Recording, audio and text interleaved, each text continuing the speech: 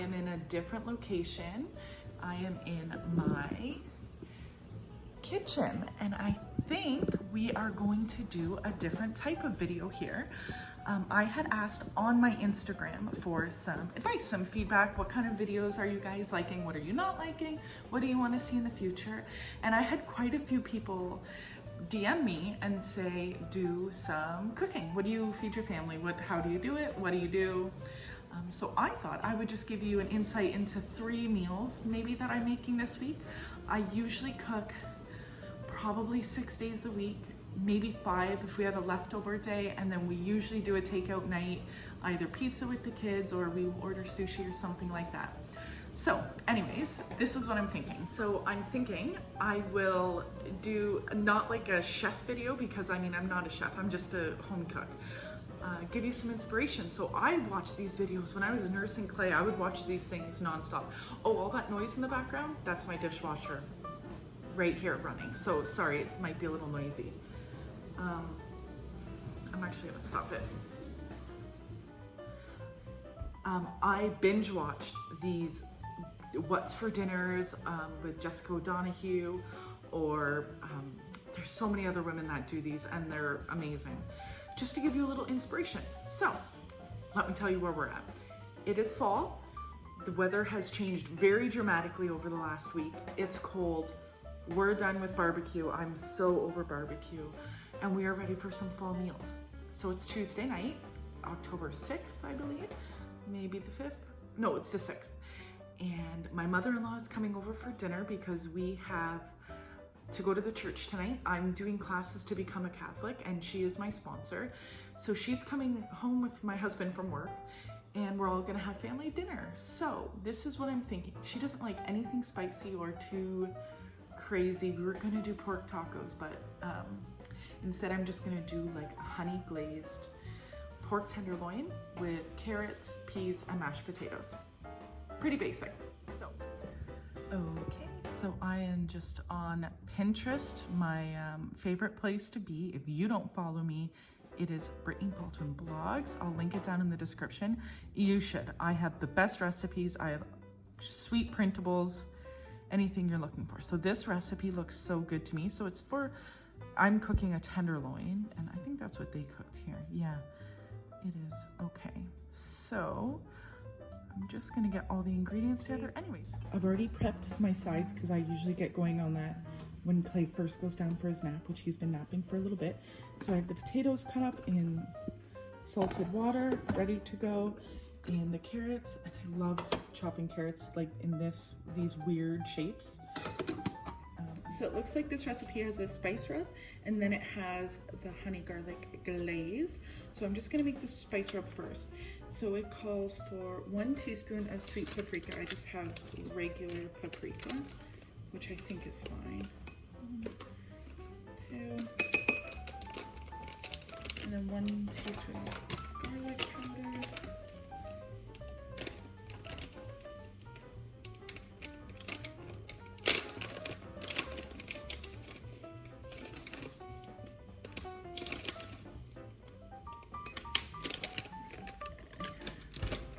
I'm just going to use the rest of what I have.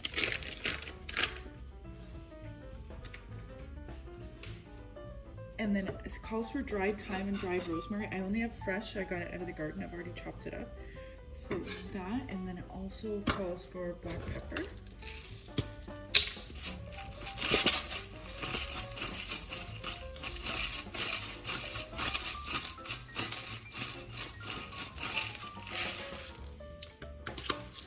I'm also going to add just a little bit of salt.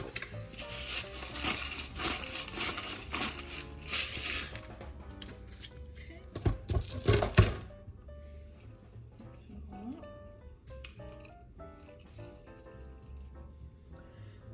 So there is our spice rub.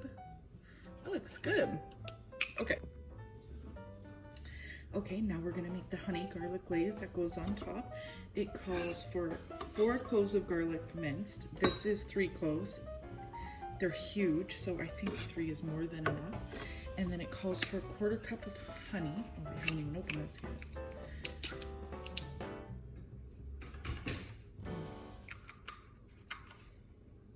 Then it calls for a 1/4 cup of honey. Guys, I'm just gonna eyeball it. That looks like a 1/4 cup. It calls for 3 tablespoons of low sodium soy sauce, which I don't have. So I have oyster sauce, and I'm just gonna use a little bit of that because it's salty. And I'm not gonna add 3 tablespoons because oyster sauce is super spicy. So I'm gonna add 1 tablespoon of that only. Yes. And then we need 1 tablespoon of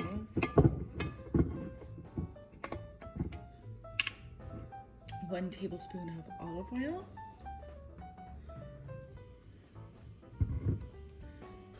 And then 1 tablespoon of Dijon.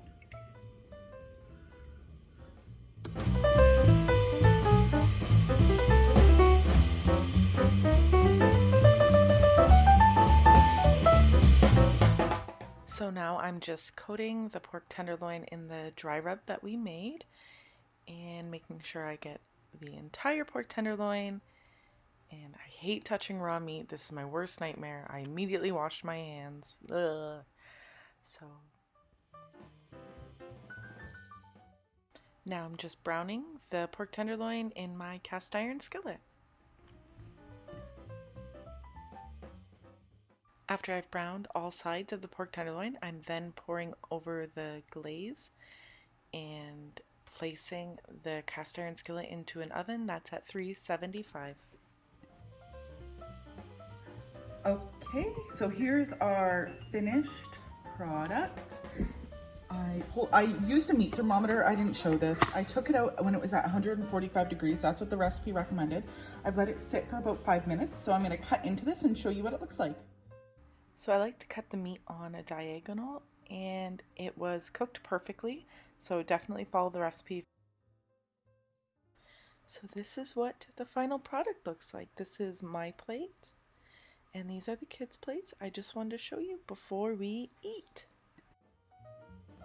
Okay guys, we just had a couple bites, and it's so good. Pork is not one of my favorite meals. It like probably my least favorite type of meat. I know my husband and my mother-in-law like it, so I made it. And this is a good recipe. I'm gonna chalk this one up to a win. So for our next cozy fall meal, I am making a beef roast with roasted root vegetables and a side salad. And for my beef roast, I use a bit of a cheat and the Clubhouse slow cooker beef stew packet.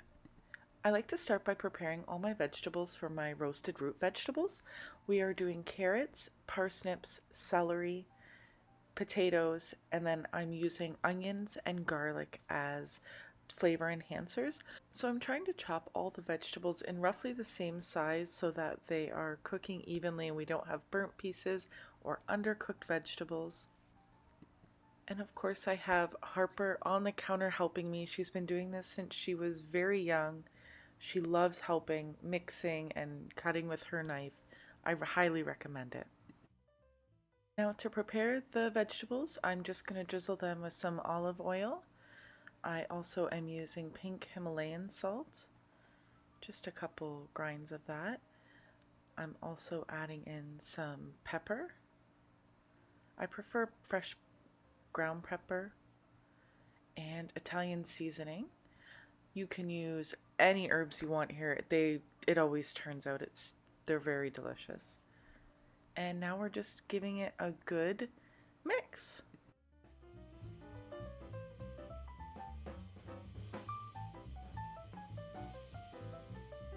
I'm going to mix this with some water, put the roast on top, and put onions on top of the roast. Now, if you were doing this in a slow cooker, I definitely suggest putting the vegetables. Put your potatoes and your carrots in your slow cooker. It's so good. But my husband has been dying for these oven roasted veggies. So let's get going. Okay, so we're just adding a cup of water, the seasoning package, giving that a really good whisk. And then once that's all ready, I put the beef in, add the onions. I'm going to put a little bit of the pepperoncini juice and 3 or 4 pepperoncini peppers in the roast. In the oven, I like to add a little bit of just a few knobs of butter. Oh, sorry, I'm doing this one-handed here. So just sporadically throughout the sheet pan, and then I put it in and I just let it cook for as long as it needs until they're done. It can take quite some time, which is nice if you have a roast on the go. So you're kind of double using your oven here. So I'm gonna do just 4 of these little knobs of butter. Just adds a little bit more flavor, and throw it on in the oven. Okay, so here's our final product. The root vegetables were delicious. The meat was so good. The pepperoncinis were awesome. Here's our salad with the Olive Garden vinaigrette and a loaf of bread. I've got plates ready. It was so good. Highly recommend.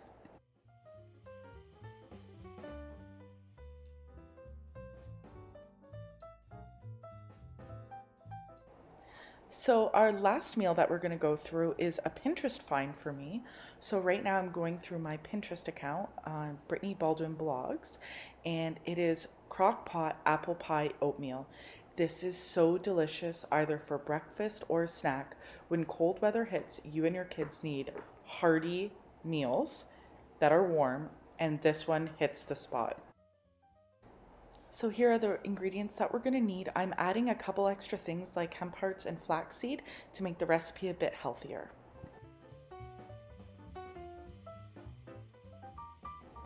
So I added in 4 small chopped apples. The recipe calls for 2 large. I only had small, so it's 4 small. 2 cups of steel cut oats.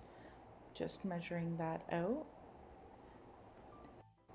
I altered the recipe a little bit and used 2 cups of almond milk to make it a bit creamier.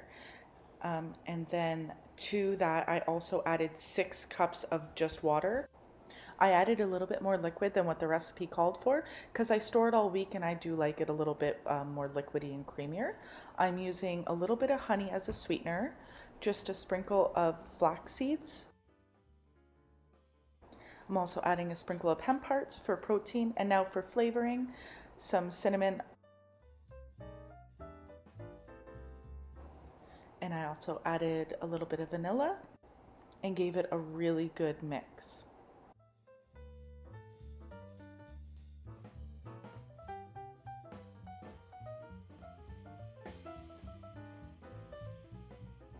I put the lid on and set the slow cooker to 6 hours on low.